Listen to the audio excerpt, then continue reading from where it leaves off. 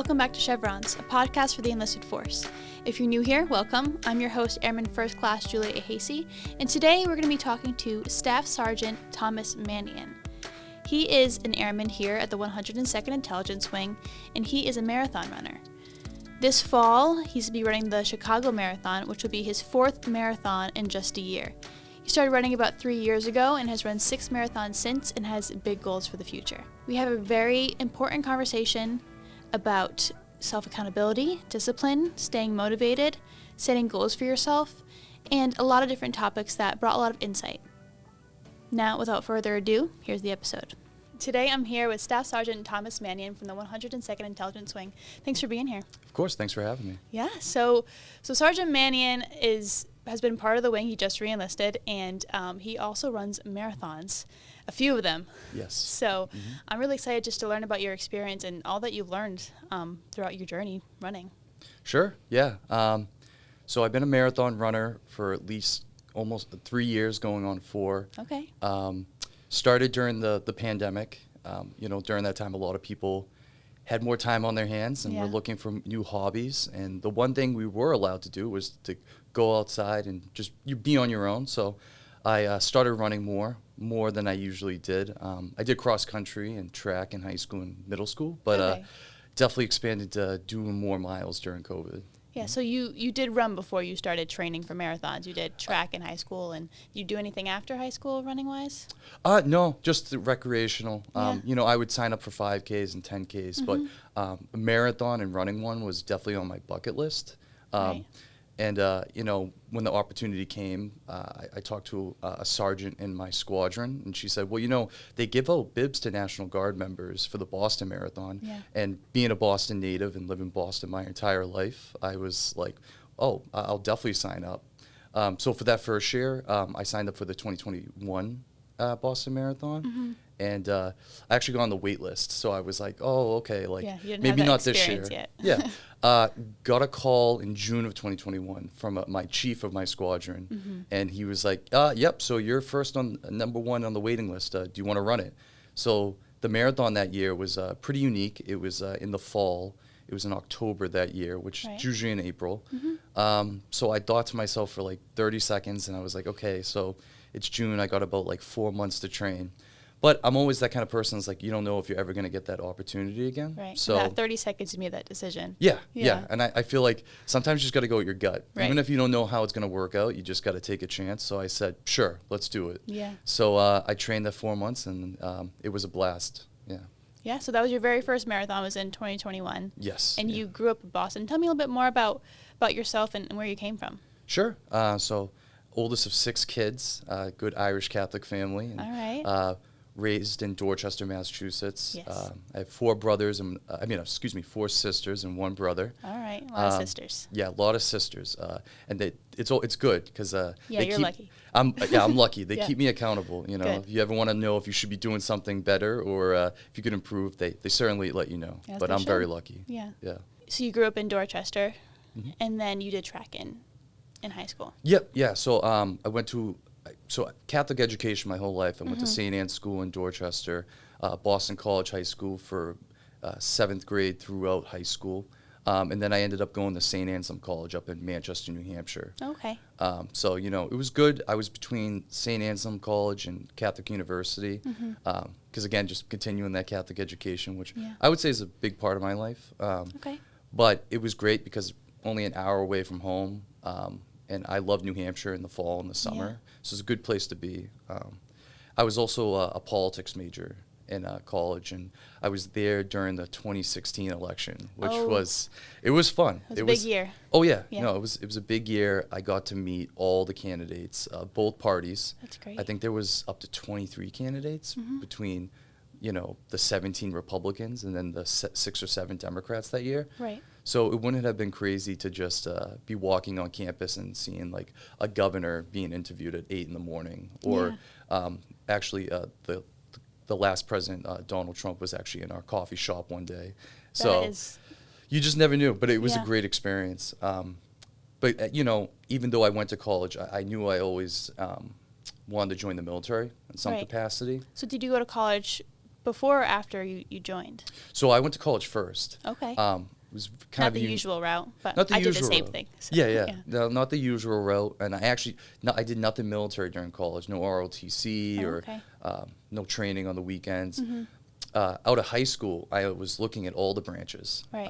Because there were a lot of kids in my neighborhood that of all branches that served, and they were someone I always looked up to and like Right. aspired to, be like. Mm-hmm.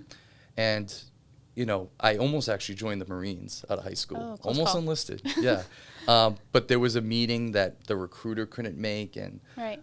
Even though I was of age and I could have made the decision, my parents were a little worried Right. and skeptical. They just, besides my grandfather on my mother's side, who was in the Marine Corps, there's not too much military in my family, so they didn't know a lot about the process and Right. how it would work. But they said, it's ultimately up to you, but maybe go to school first, go to college, and if after the 4 years you still want to join the military, then you should go for it. So that's what I did. Went to St. Anselm College for 4 years, and then after that, graduated in May of 2018, and enlisted that August of 2018. So what made you want to enlist after all that time?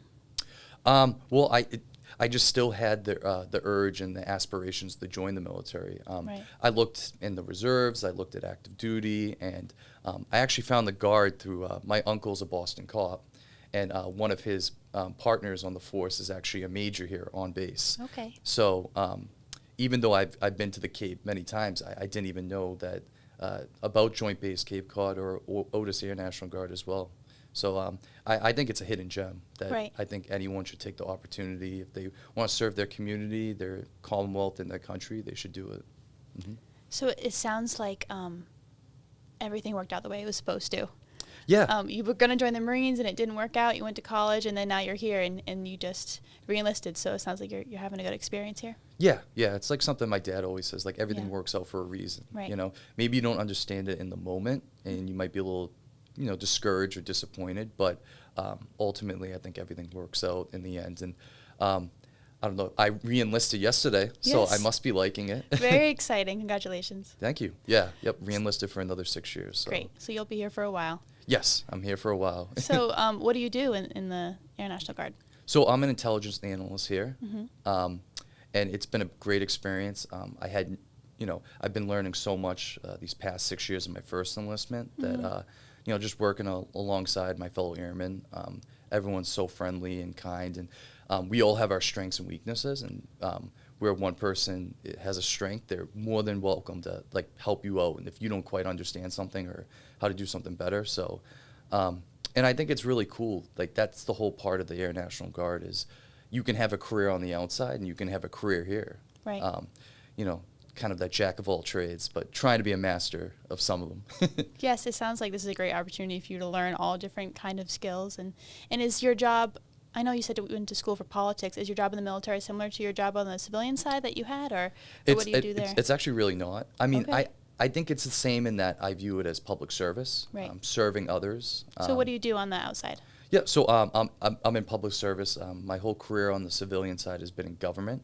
Okay. Right out of college, I got a job working for a state representative in South Boston at the State House. Nice. So I was there for almost 3 years. And I say it's different in that in politics you have to let people know what you're doing. Right. But being on the intel side here, it's like we do our jobs well when people don't know what we're doing. Exactly. Very different. Yes, very But different. you're able to use those skills on your outside job for your military career, and then your military career, all the skills that you learn here, you'll be able to use on the outside too. Oh, So yeah. I think it's the beauty of the Guard as well.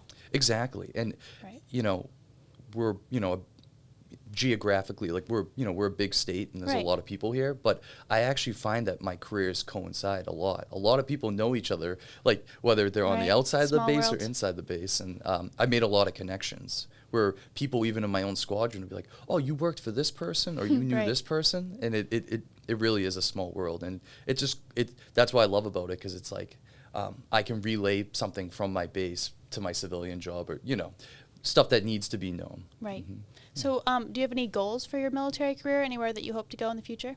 Yeah, well, I still would like to commission. That's been a goal of mine Yeah. since I enlisted.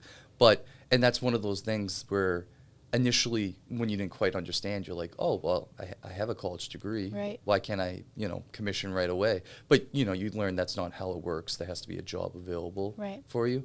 But it is one of those things where I think it worked out the correct way, because I think I have a better understanding of the Guard starting off enlisted.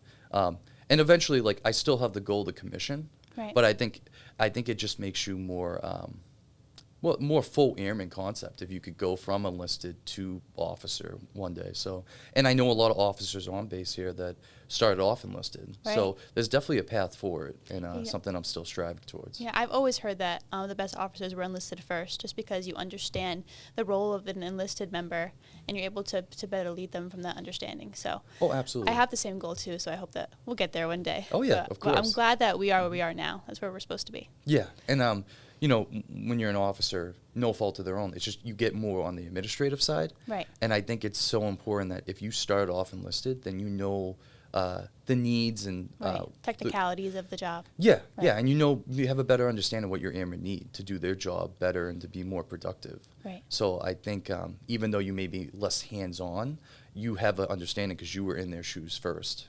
So just think start as an A1C and work your way up. Right. Yeah. That's the beauty of the Air Force. Yeah. Now I want to talk about your marathon running. Yeah.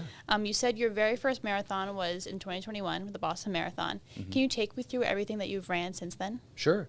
2021 in the fall, which was, I think, a very cool first experience, because it's the only time that you can run the marathon in the fall and go to a Red Sox game, because usually they have the games during the marathon. So if you're running, you're a little Boston busy. Of you. Right. Yeah, yeah. So I did go to the Sox game that day. There you go. Just to celebrate. Yeah. Couldn't walk up the stairs very well, but I can't imagine that you would be able to. Yeah. The stairs were my enemy that week. But I believe you. So I've been running the Boston Marathon ever since. I did the 22 one, 23 one, and I did the most recent one, the 2024 one. Each time with the Massachusetts Air National Guard? Yes. Awesome.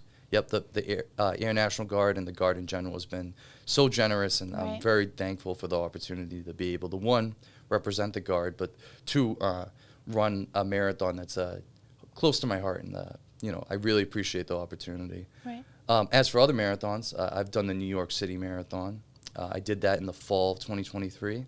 That was a total of 5 bridges, and they were very slow inclines. Oh, boy. Yeah, so... But it was fun, and that is a true party the whole time. Like every block, every neighborhood, there's people cheering you on, and it definitely keeps you going. I'm sure. Yeah, whether you're in the Bronx or you're in Queens and you end up in Manhattan, finish in Central Park, it was definitely motivating. Right.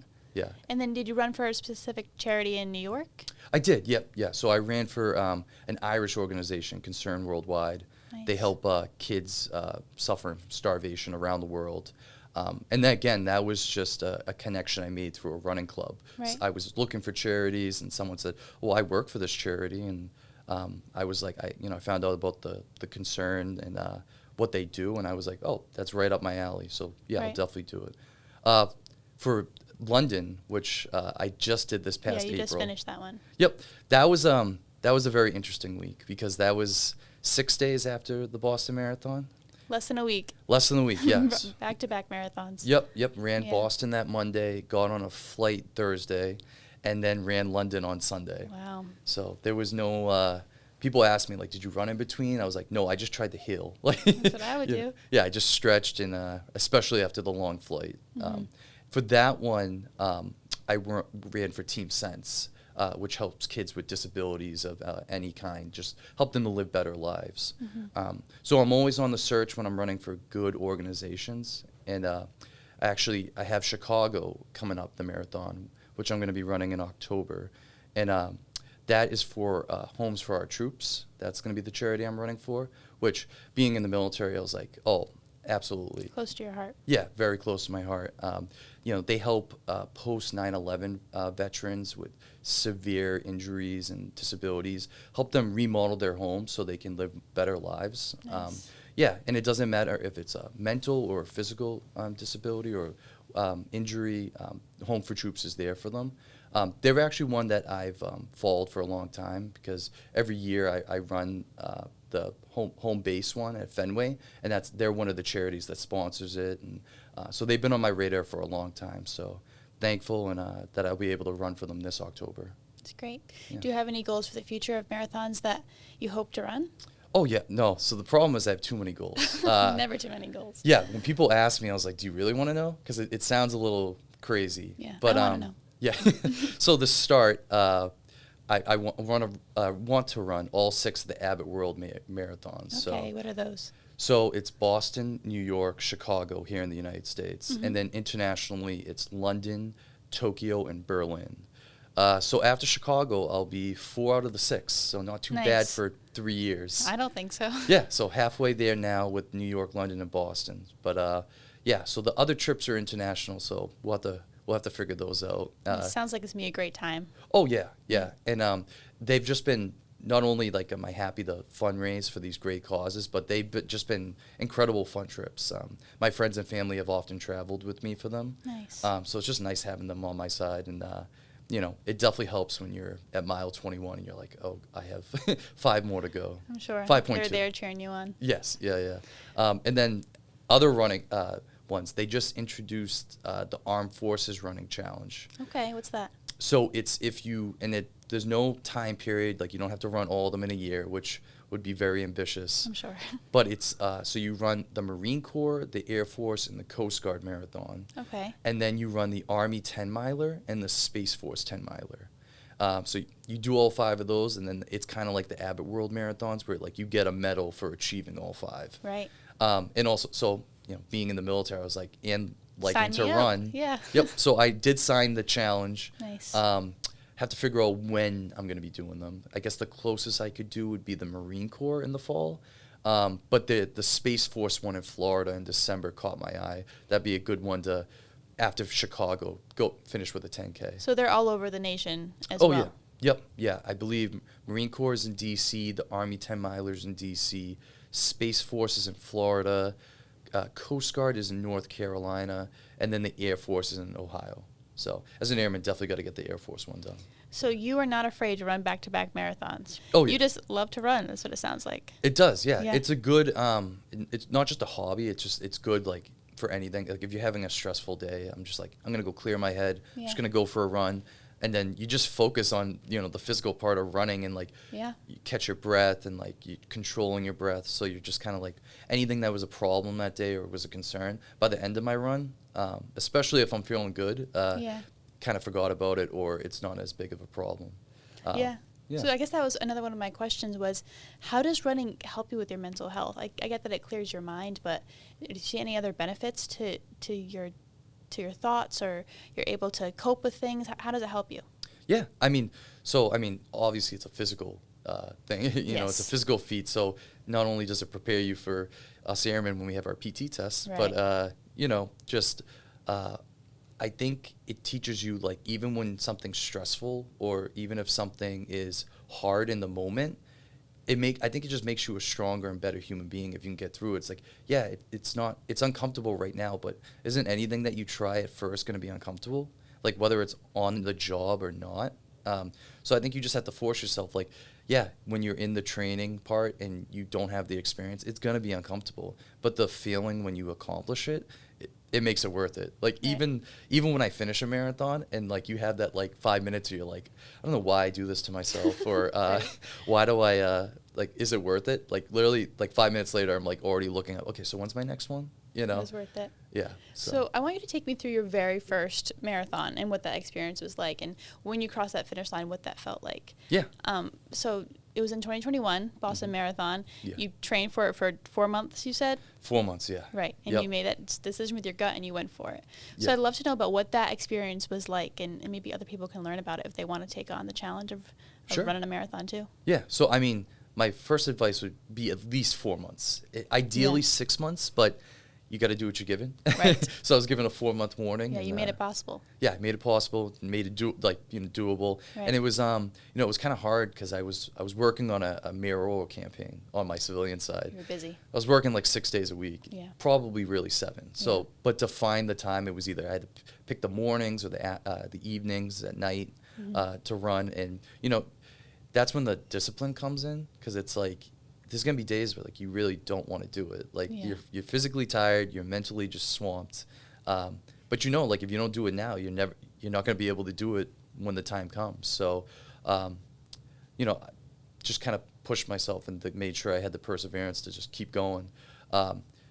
I will say this, it was fun running in the fall. I'm much more of a fall winter guy for training because it's just so much cooler. Training for Chicago most recently, the humidity has not been fun. No. I'm doing like 2 miles and I'm already like looked like I jumped in the pool. Yeah, New England heat is not fun. No, and I know every runner has their own preference. Sure. You know, some people like to train in the winter like I do, and some people like to train in the summer. Winter, you're worried about slipping on ice. Right. Summer, I'm just like drenched. But yeah, so specifically for that one for training, I would usually just pick the evenings because I didn't have enough time in the morning to train. And then, you know, the weekends is where I would do my long runs because you literally have to set aside like 2 to 3 hours a day when you're doing the long run. So you have to be like, this is when I'm running. And even if you don't feel like it or if you don't, it's like, well, if you're delaying yourself from running, now you have to like, it could be going into some other activity or plan you had for the day. So that was something that would motivate me and like, just get it over with. It's not going to be fun in the moment, but you'll be thankful it's over. So yeah, so I would do like 5 to 7, then work my way up to like 9 to 10 during the weekdays. And then, you know, the weekends, the long runs would start from like 9 to 13. So you get halfway there, then work your way up to 17. But you actually, most people get surprised. You don't end up doing the full, like you don't do 26.2 during training. The most I got up to was 22 miles. And that was part of the specific plan I was following, the Higdon plan. Right. Which a sergeant on my base who introduced me and told me about the opportunity to run the marathon, she introduced me to the plan. And I was like, as a newbie to marathons, I was like, I'm going to follow this to a T. Yeah, I would think that you'd have to practice running the 26.2, but I guess it makes sense not to run a full marathon before you run a full marathon. Yeah, I know. Yeah. I thought that too at first. And I was like, well, I guess they assume if you can get up to 22, you can finish the last 4.2. Right. But, you know, and it worked. Nice. Yeah, so the day of the marathon, it's such a mental game because you meet in between the Boston Common and the Public Garden, and you get on a bus with a bunch of runners. The motivation's there because everyone's so excited, and you definitely have that adrenaline. But the bus ride to the start is 45 minutes. Oh, so when you're sitting there, you're just like, oh, I have to run this back. Yeah. Like, you know. So that was a little like mental stress right there. Sure. But I figured, hey, I'm here. You trained. You know, all you can do is try your best. And I'm kind of stubborn in that way where if I start something, I'm going to finish. I was like, I don't care if I have to crawl. Yeah. Like, I'm going to finish. You know, safety first, but, you know, when you got a goal, you got a goal. Yeah. And it was so cool. Like, the first 10 miles, not as many people. Unlike New York, because you're in the city for New York the whole time, but Boston, you're in the suburbs, and Hopkinton, and Framingham, and Natick. But as you get closer to, like, mile 10, there's a lot more people, and that definitely, when you're starting to get a little tired, that motivates you to keep going. Right. I would say, and this is how I go, now that I've run it 4 times, I definitely know the markers that I go off of, like, okay, mile 10 miles in, 16 to go. And then you get to 13.1, you're like, all right, halfway there. Once you get to like Wellesley College and BC College, those students are very loud. So that's another motivating factor for you. And then a lot of people don't realize it's only 4 miles of Boston for the Boston Marathon. So you're not even there until the last 4. Oh, so you're barely running in the city. Yeah. It really is the greater Boston Marathon. But I guess I'd rather finish it in Boston than start it. Yeah. No, and once you once you like take that final like left turn on the Boylston, closest if you're not a professional athlete that you'll feel like one because even if there's people in front of you and like behind you, like the cheers and the crowd is so loud. And my family also and friends have it down to a science too. Yeah. They know where to meet me now. So they'll meet me at the mile 10 and then they'll meet me at mile 17 and then they'll meet me at the end. So they know like, okay, this is where good, I'll give them a banana here or I'll give them a granola bar here. So once I finished that first marathon though, I knew I was like, I want to do this again. If I'm given the opportunity, I'm gonna run it again. So past 3 Aprils, that's been on the agenda for me.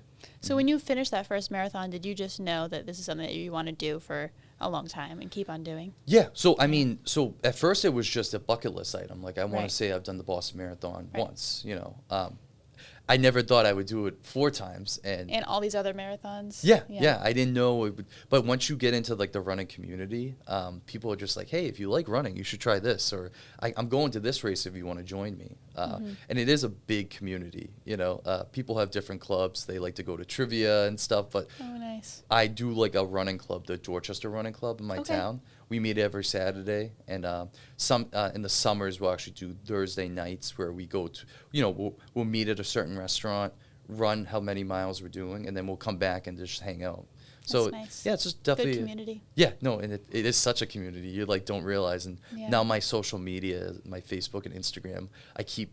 It knows my algorithm now. Like, So you find more runners and more inspiration and tips and all those things? oh yeah. No, found more groups, and I was like, all right, all these memes and videos keeps getting sent to me. I was like, I get it, I'm a runner. Yeah, it's your personality now. Yep, it really does. Yeah. And there's a ton of videos that, like, actually just, like, make fun of it. It's just funny because it's like, No, you sound proud. No, proud, and Yeah. but also, like, it does become your personality because it's Sure. like that you're doing so much of your Well, you dedicate so time. much of your time to it and all of your energy. Yeah, but yep. So I plan on doing it again this year Yeah. in April if I'm given the opportunity. Right. So yeah, I do have other goals for how to do it though, because I've run it, but I also want to walk it one year Okay. in my uniform. Oh, yes. That's through a program? How do we do that? So the National Guard actually gives out bibs as well. They're walking bibs, so, like, you Okay. can, yeah. So I think they usually give out more for those in the running, and then there's also the ruck the day before the Right. marathon. So that's the 3 ways you can do it, unless they end up, you know, God forbid, there's another virtual marathon, because I've known people that have actually done all 4 kind of ways you can do it, which I Right. think is kind of cool. But for now, I definitely want to try to ruck it and march it. Whether I do it the same year I run it is, you know, How to decide? we'll see. Yeah, because Yeah. I mean, I thought it was, you know, people thought it was crazy to do 2 marathons in 6 days, but You hey, did it. why not walk one and then run one in 2 days? Right. So yeah, we'll see what happens. But Yeah. like when I made the decision to run the first one, and I had a 30-second window, if I have to make a decision, I'll make it, you know, in a heartbeat. Yeah. So you talked about your family and how your family travels with you on those trips, and they find little markers everywhere on the path to find you and give you a banana or whatever it is. Would you say that you would be able to do this without the support of your family? Do you think that it's very beneficial to you to keep on going and to enjoy these marathons? Yeah, no, I think it's definitely beneficial. I mean, you know, I hope I would be able to do it on my own, but Right. I'm certainly always welcome the encouragement. And it's just been family, friends, people in my own squadron here on base. Yeah. We have a group chat, and we all stay in touch about, even if you're a drill status guardsman or you're full-time, what everyone's up to. And everyone's very supportive. And, like, even races that I didn't know people knew I was racing, like, Yeah. I'll see a comment and they'll be like, hey, good job, man. You know, I'm like, I was like, Yeah. I didn't remember telling you, but the support's been awesome. And especially on the international trip with, like, to London and stuff, like, my brother went, and a ton of my friends went, and it was just cool to be across the pond and have them there supporting me in a country that I was like, I don't, you know, it's one thing when you're running Boston, at least you know the landmarks and you know the area, but I was like, I don't know if, besides the markers, I was like, I don't know how close I am, you know, or what I should be expecting. The London one was cool though, because you literally, probably the most historic one I've run, because you take a right at Big Ben and you finish at Buckingham Palace. So cool. Yeah, and I was like waiting for the king to give me my medal, but he must have been busy. But yeah, so that, just being a history guy was very cool. And my friends definitely routed out, and my brother definitely routed out, because they were ready at Big Ben to, like, give me my last minute, like, water and stuff and meet me at the finish line. So yeah, no, the support's been wonderful from friends and family, and they, especially my parents, may not understand it, or they'd be like, you're crazy, but like, they love that I'm doing something I love, and always encourage me to chase my dreams even if I don't understand it, even if they don't understand them, because I think it's important for anyone in life. Like, if you don't have goals, whether they're educational, they're physical goals, they're career goals, like, you're not aiming for anything, and that's what makes life worth living. You're always trying to aspire to be better. I actually just watched a movie called A Woman in the Sea. It's a Disney Plus movie starring Daisy Ridley. Okay. And it's about the first woman to cross the Atlantic Channel, the English Channel, which is 21 mile swim from France to England. And it was like those kind of movies and like real life things that have happened that like inspire you, and you're like, wow, if she can like do that, like, and she inspired a whole generation of women, because before then it was kind of like people didn't think women were physically capable of doing it, and she's like, all right, I'll show you how. Yeah. And just being the brother of the four sisters, like I thought that was so cool and such a great movie. Yeah. And I only bring that up because it's just I think it's important for people to try to accomplish things that maybe they're not sure if they're capable of, but with training and perseverance and discipline, like they can get there and they'd be able to surprise themselves as well as their family and friends. Yeah, I think it's so awesome that you said that you're always trying to better yourself and set goals for yourself to keep on going. And that's what makes life worth living and working for. So I really, really appreciate that. And just you're always seeking out different opportunities to be inspired and motivated, and whether it's a movie or any other avenue that you seek out. I think that's really awesome. Yeah. Oh, yeah. And I loved it because it was a movie based on true facts. Like, it wasn't like a fictional movie. It was like, yeah, especially just like the history of it. And, you know, I was even looking up the facts after, and I'm like, how many people have done it? And like, I found this one guy that like, he swam the English Channel, and then he also accomplished Mount Everest in 1 year. And I'm like, that's... if they can do that, I can run a marathon. Yeah. So I was like, talk about aspirational goals. Right. But yeah, always looking, and like even today is the start of the Olympics in Paris, which... On that London trip, I also went to Paris, so it was kind of cool to see. Very lucky. Yeah, it was cool to see them setting up for the Olympics. But I love watching it, not only like the opening ceremony, like, you know, people representing their country, but just seeing these people who have dedicated so much of their times and so much of their lives to just achieving this, no matter what sport or event it is. It could be literally 2 minutes, and it's like you have 2 minutes to prove that you can do it. Yeah. Honestly, like even the people that don't get a medal and they fail, like the fact that they're there is like aspirational. No, I'm not saying I want to be in the Olympics, but it's something that I think any human can connect with and be like, that's awesome to see. And good for them. Inspires you to keep going. Oh, yeah.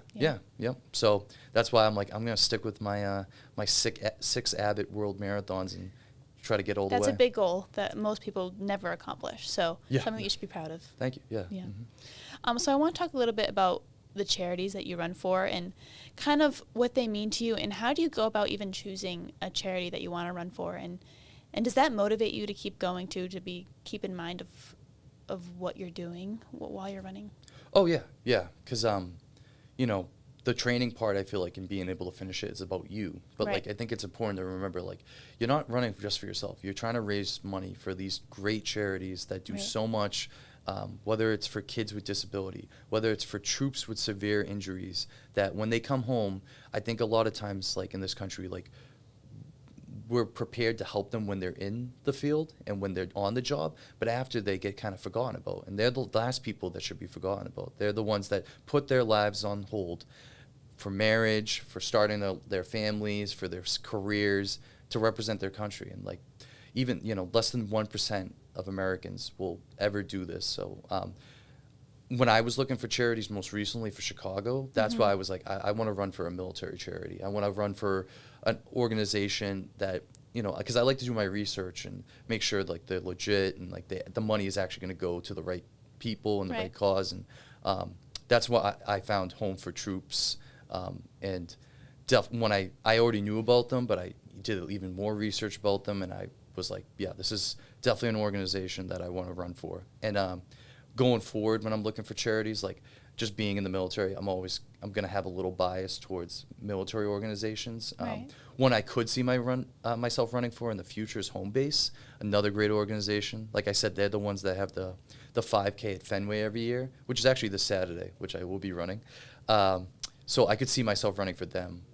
Who knows, maybe run for them in Berlin. So that'd be awesome. Yeah. So it sounds like you're very passionate about these charities, and you choose just what's in your heart and what's true to your heart. So that's really awesome. Mm-hmm. So off of that, I kind of want to talk about when you're running these marathons, or even when you're training and you just want to stop. Like like it's just, I don't know how you're going to go any further, or you don't think you're going to finish it. What goes through your head to get you to that finish line? So we talked about the charities, we talked about your family supporting you and just knowing that you can do it, but I kind of want to talk about what's going through your head in that moment and maybe what other people can take from when they're running it and they want to stop too. Yeah, no, yeah, it's not only physical, but it's just a mental game. Right. Because you think about, I always try to be a glasses half full kind of guy. Mm-hmm. So I encourage people when you're doing these long distance races, don't think how much you have to go. Think how much you've already done. So yeah, if I'm at mile 10, it's like, okay, you still have 16 to go. Right. Be like, you know what? No, you just did 10 miles. So cross those off the list and keep going. Mm-hmm. And then, like, you just got to give yourself these little victories. That's why, like, the metaphor, like, it's not a sprint, it's a marathon. Like, you got to give, because if you're just trying to focus on, I'm only going to be happy at the finish line, it's like, you got a long time, right. You got about 4 or 5 hours of, like, a lot of uncomfortable moments. But, like, just you're at the halfway mark. Okay, you're at mile 16, only 10 more to go.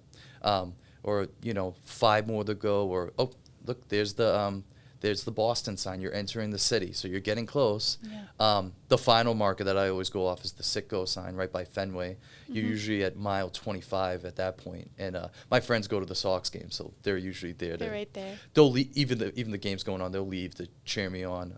But that's the one where I'm like, 1 more mile to go. Mm-hmm.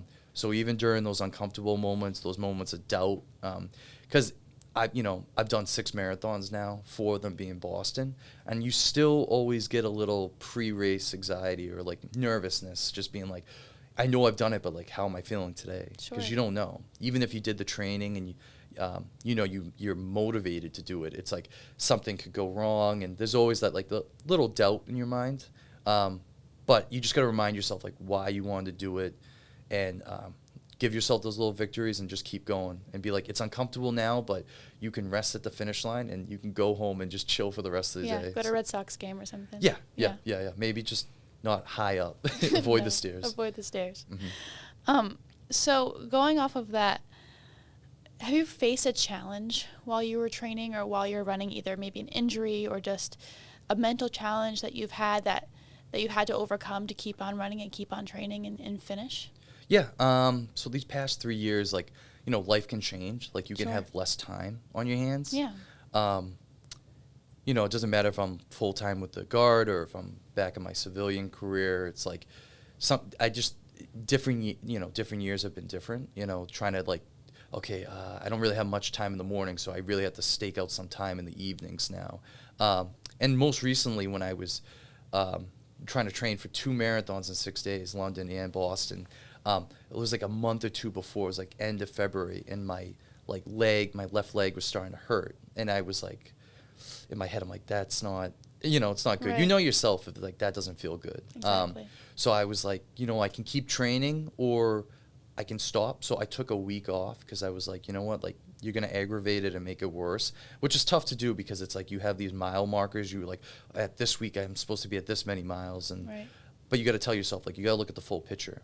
And if you can't run, you can't do any of them. So it's better to like just take it easy for a week, heal, and then get back on the pavement and start pounding the pavement there. So, like I said, there's different challenges for any race, but that was the most recent and probably one of the only times so far that I've been like, you have this big goal for doing 2 marathons, and now you may not even be able to do 1. But like I said, just take it day by day, look at the full picture, and anyone that's running a marathon, like, doesn't matter your time, you want to finish. That's the goal. Right. So even if you have to finish an hour later than you usually do, or even if you're not going to make that new PR, just keep going and focus on that finish line. Yeah. Mm-hmm. So I know that you say that you rest when your body needs rest and you listen to your body. Mm-hmm. Would you say that maybe your quality of life has been affected since you started running? Do you find yourself taking care of yourself more, or specific routines that you get into that has benefited you outside of running too? Oh, yeah, because it's like with anything, like, you get the physical aspect of working out and stuff, but you definitely got to focus on the nutritional and stuff too. Yeah. So I definitely watch more than, what I eat, because it's like, if I eat this, how am I going to feel this afternoon? Right. So definitely my nutrition's improved. My quality of sleep too, because when I got to get up early on a Saturday morning and it's towards the end of the training, it's like, you got 21 miles to go. Like, definitely just try to make sure I get the right amount of sleep, because if you're eating good, if you're getting good sleep, if you're doing the training, like, you should be fine. You got to incorporate all three. You can't be having these all-nighters and eating very bad and then expect to like run all these miles. I think it's like with anything, you got to have balance. And it's like, if you're working too much, like, or if you're not working enough and you have too much time, and there's balance, because you got to give yourself off days, and you got to, when you're on your work days, you got to be 100%. So yeah, and it sounds like with getting good sleep and good nutrition and working out regularly, I'm sure that you feel better, and it's benefited a lot of different aspects of your life too, just whether it's your mental health or your ability to focus. I mean, that's something that I think we can all strive for too. Oh yeah, and it definitely helps me in the workday too, because like, if you already did like 7 miles in the morning, you're ready to go. You're up, like, you don't need the coffee, So it helps me when I just going to work and 2 in the mornings and being like, let's go. Like, I don't need my coffee. I don't need 15 minutes to just chill. I'm ready to get at it. Yeah, that's a great quality to have. Yeah. And I can imagine that discipline is a big quality that you have to have as a runner. Yeah. And I'm sure that you've almost mastered now. And something also that we practice in the military too. So what is your advice for having more discipline, being able to hold yourself accountable and get that training in, and making sure that you're getting good sleep and getting good nutrition, and just having that discipline inside every aspect of your life? What's your advice for that? So, I mean, obviously, like, it's great when you have support of friends and family and colleagues and stuff, but a lot of times when you have goals or dreams, they're dreams until they're dreams as long as, like, that's what you aspire to, but they actually become goals when you put in the time and you're like, I'm doing this so I can accomplish this at this time. And that's in all aspects of my life. Right. If you have a goal in the military, it's like, there's people that will help you, and there's people that, especially here in Otis, like, there's people that want to help you, and they'll point you in the right direction. But at the end of the day, it's up to you. If you want to accomplish it, these are the things that you have to do, and this is the time you have to set aside. So, there may be things I want to do on a Saturday that's like not involving running, but it's like, look, get the time in, put the discipline in, and make sure that you're getting these miles done, and then you have the rest of the day. Like, especially if you run early in the morning, it's like, just get it done, have the discipline, whether you feel like doing it or you're motivated to do it. A lot of times with running, especially though, you'll, like, 5 miles in, you start to hit that runner's high, and you're like, all right, I'm awake, I'm here. Yeah. But I think it's just important for anyone. Like, it's your career, it's your life, it's your goals. Yeah. It's ultimately up to you. So you have to have the discipline to just put in the time. Like, if you want to go to school, if you want to get I have a bachelor's degree, but I would like to get a master's degree one day. It's like, you got to apply for these programs. You got to put in the time for the paperwork and the applications. You got to make sure you get the recommendations. If there's a job you want, whether it's civilian or military, it's like, you have to put the time to make sure you know everything about the application. Like, do you have these qualities? Is there anything that you could be doing on the job that shows that you're a ready and capable airman, or, ready and capable employee on the civilian side? So it definitely helps to have the encouragement, but I think a lot of times it's ultimately up to the individual. So having that discipline, having that persistence and motivation is important in all aspects. Yeah. So I want to talk a little bit about comprehensive airman fitness, which is something that we have in the Air Force, where they want you to be mission ready. If you're not ready personally and healthy personally, you won't be fit to complete the mission and be your best airman. So there's 4 different domains. It's physical fitness, mental fitness, social fitness, and spiritual fitness. I kind of want to know what your take on that is, and how you ensure that you're a fit airman all around, and how running helps you be fit to fight and to complete the mission. Yeah. So obvious one is the physical aspect. Right. Any opportunity on base, like, if you want to go for something, like, first thing people check is, are you green? Like, have you done all your tasks? Are you ready to go? Because in this kind of work, like, it could be a split second, like, we need you to come. Right. And if you're not ready, then you're not able to contribute to the mission. So obviously, like, I most recently had to make sure I wanted to extend my orders, so I had to do a PT test, even though it wasn't necessarily my month, but it was just, if you want it, you got to make sure you're green. And I would say with the training for the marathons, it's definitely helped me with the PT, like certainly. Sure. It's funny, I'm actually doing better than I did as an A1C. Every year I've gone better, like now as a staff sergeant. Well, I'm like, sure. So I'm heading in the right direction. Right. Right. They want to make sure that you're strong enough and you have that endurance, and your training helps amazingly with that. Yeah. Yep. And it's part of that like whole airman concept, integrity first and excellence in all we do, and service before self. The charities I'd like to think are like the service before self component. Sure. It's like you're putting others above yourself. Like, yeah, if you're running the marathon, you could be like, oh, I'm doing this to look cool, or it's for me. Yeah. But it's like, you got to remember the charities that you represent and are fundraising for, and it's about service to them. I think a lot of the integrity first too is like doing the hard work even when people aren't looking.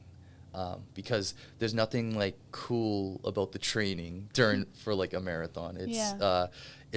It's often dark in the mornings. No one's there. There's no one sharing you. There's no one there's no one texting you being like, hey Tom, did you get up to do your miles? Making sure that you did it. Yeah. So I think a lot of that has to do with like all aspects of life, where you're just like, you got to do the work even when people aren't looking, because it's if you're only doing it just be showy, then you're not doing a good job.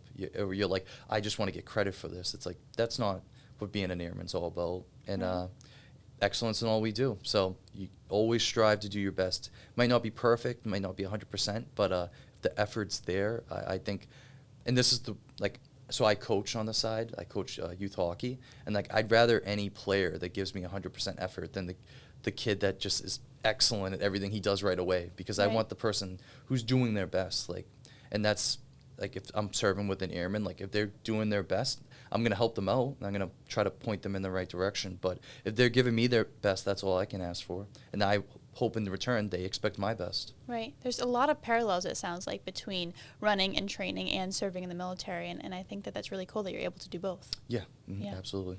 And then I think that running, it helps you stay physically fit and get the PT test done and make sure that you're strong enough and you have that endurance. You talked about how it helps you mentally.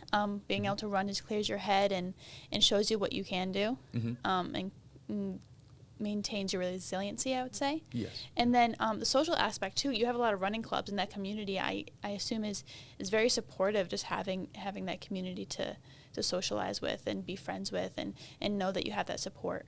Oh yeah. Too in your everyday life. No, definitely. Yeah. Like I said, a lot of people on this base introduced me to certain running clubs, like even local Cape Cod ones that I wasn't even aware of. So it's funny because people bond over things that they have interest in and stuff, and there's a lot of runners on our base. So in our downtime, we're always talking about like, oh, you gonna do this race, or I was thinking about training for this race, or if you want to train, you should join this club. Like if you're closer here, and it definitely just helps you more, creates more of a bond, because I got running clubs here that I found out through the base, and then I got running clubs back in my town, and especially it helps you with the training because you're talking while you're running. Right. So if you can talk while you're running, you can run. I mean, I'm not a runner, so the thought of that. It definitely helps with the cardio and stuff. Yeah. Also, if you want to keep up the conversation, you got to stay with the person to your left. So go. They're your bunny. They're the one that keeps you in check and is like, stay with me and like you'll be good. You know. So yeah, it's definitely helped socially, and like you said, mentally. It helps you with learning to cope with uncomfortable situations and stressors in life, whether it's the military, whether it's your civilian life. Like, there are going to be things that are uncomfortable, but you have to learn to cope with them and just get through them. It's not going to be easy, and it's not going to be fun during the moment, but you'll come out better on the other side once you learn that no matter what situation you're put into, especially in the military, like, things can happen. You just have to be ready for them. You got to be green, and you got to be ready. So it definitely helps with the coping. Yeah. What kind of qualities would you say that someone needs to have if they want to start training for marathons and running these long distances and being a runner? Yeah. Well, joking, as my dad would say, you got to be a little crazy. Like, you got to be, crazy in that, like, the average person does not do it, So when someone's like, oh, I got this time in a marathon. It's like, okay, you just ran a marathon. Yeah, like why you did. Doesn't matter how you fast did what you most did people don't do. Yeah. And one, you just gotta be a little like, you gotta take a risk because you don't know how it's gonna end up, and you don't know if you're physically there, but that's what the training's for. So I think one, start with the aspiration, because it's definitely something you want to have to, you're going to have to want to do. Yeah. That'll keep you motivated. And 2, just have accountability for yourself.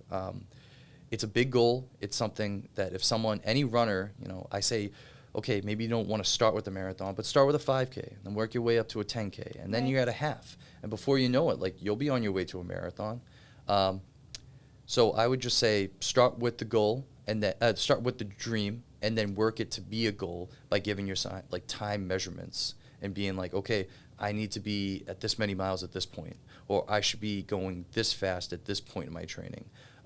So that's just, again, so it's not just a pipe dream, or it's just not something like, oh, I hope I can do it. It's like, no, Yeah. I know I can do it. I put in the time.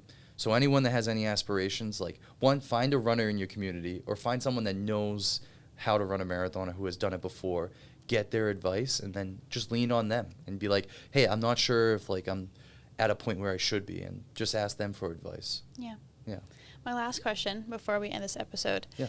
What is your singular biggest piece of advice for someone who just wants to be a runner and doesn't know how to start? How would you recommend that they start to become a runner?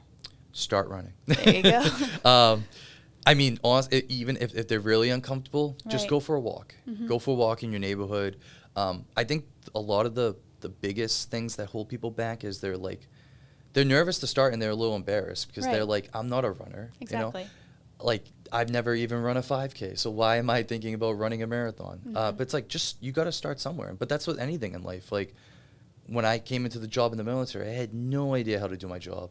I just knew I wanted to join the military, and it was something I always wanted to do. But you learned on your job, and it's not like, you fake it till you make it, but Yeah. it's like you got to start somewhere. So I would just tell people, like, especially if you don't want people seeing you, go for a walk in the woods, or like find a nice trail in your neighborhood. Mhm. Start for a walk and then turn it into a jog, and then run at your pace. And then I'm telling you, if you do it, if you're persistent enough, you'll get there, and your time will be better. Your distance will get more increased, and it will become better. So, and then, like I said, start with the 5K, work yourself up to a marathon. I mean, I'm at a marathon right now, but I have another goal of doing an Ironman one day. So That's another big goal. yeah, so always striving to reach for the sky. So Yeah. always gotta like that. But like I said, that's the part of life that it makes it exciting and makes it worth living. Well, thank you so much for having a conversation with me today. I think that this is a lot to take from this episode and a lot to learn. So thank you so much. Of course, thank you for having me. Yeah.